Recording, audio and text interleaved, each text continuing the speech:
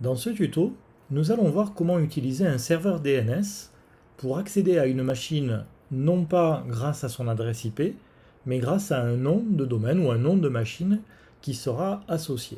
Alors pour cela, je dois rajouter un élément dans mon réseau qui va être mon serveur DNS. Donc je l'ouvre, j'ouvre ses paramètres, je vais le nommer donc serveur DNS pour l'identifier. Je vais lui donner un nom de réseau. Alors par exemple, cette fois-ci ça peut être le nom de réseau 22 et le numéro de machine 1. Et il faudra donner la passerelle donc à mon serveur DNS, c'est-à-dire l'adresse du routeur qui lui sera associée. Alors comme on l'a fait jusqu'à présent, on va utiliser l'adresse du même réseau 22 et l'adresse IP 254. Je vais maintenant relier physiquement mon serveur DNS à mon routeur.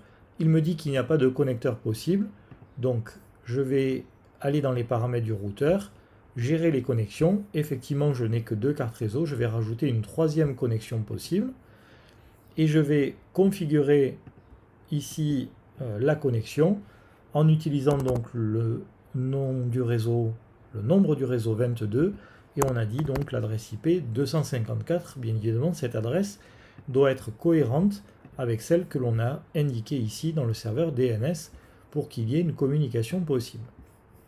Je peux donc maintenant relier physiquement mon serveur DNS au routeur via un câble.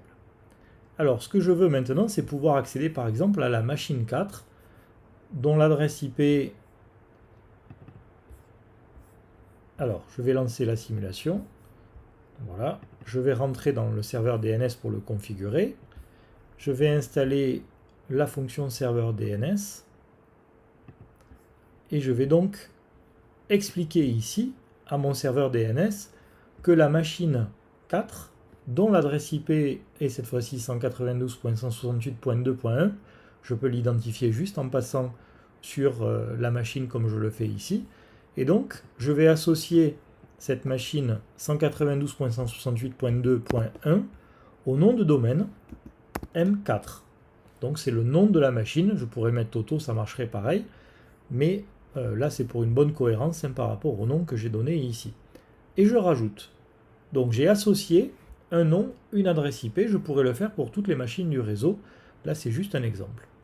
Ce que je ne dois pas oublier, c'est de démarrer le serveur DNS pour pouvoir le faire fonctionner. Alors, je le mets dans un coin. Je vais cette fois-ci aller sur la machine 2.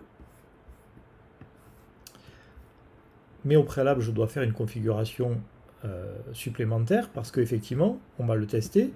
Si je vais sur la machine 2 et que je lance un ping vers, donc cette fois-ci, non plus l'adresse IP, mais la machine 4, je regarde, ça ne fonctionne pas. Par contre, si je fais un ping 192.168.2.1, je communique bien avec la machine 4. Ça veut dire qu'il n'a pas pu résoudre le nom de domaine. Pourquoi? Eh bien, si je reviens sur ma configuration, si je vais sur ma machine M2, je ne lui ai pas dit qui était le serveur DNS. Alors, je vais le configurer, 192.168.22.1. C'est l'adresse IP de mon serveur DNS. Si je repasse en simulation, que je vais sur ma machine 2, je lance le ping, cette fois-ci M4, et cette fois-ci, la résolution, vous avez noté, il est passé par le DNS, on l'a vu furtivement. On va réduire la vitesse ici pour voir la communication. Avec la flèche du haut, je peux avoir à nouveau la commande sans avoir à la saisir. Regardez, je vois bien la communication qui est faite avec le serveur DNS et ensuite la communication qui se déroule correctement avec la machine 4 et il y a bien les paquets qui sont envoyés et reçus.